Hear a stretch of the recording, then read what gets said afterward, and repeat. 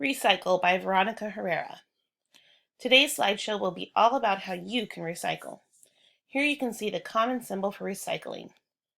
The symbol consists of 3 arrows going around in a triangle to represent how materials can be reused over and over. What does the recycle symbol represent?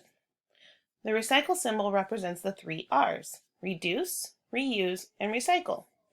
In today's slideshow, you will learn exactly what these 3 R's mean and how you can implement them in your everyday life. The first R stands for reduce.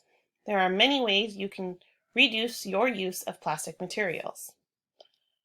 First, we have trash. Do not purchase things like overpackaged products, disposable products such as paper plates and plastic silverware, and lastly, products you just don't need. My next point is that you can repair or mend things that are broken, like objects and torn clothes.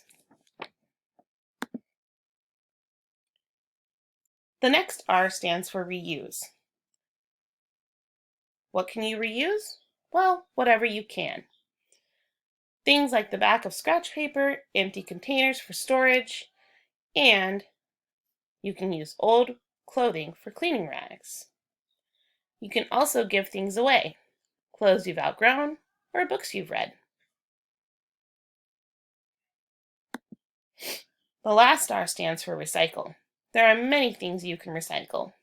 Here are some ideas on what you can recycle.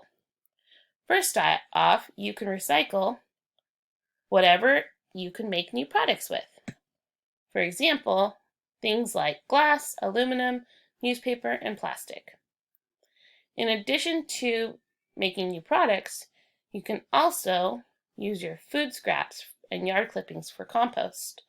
Compost is great if you garden and can help add good nutrients to your soil.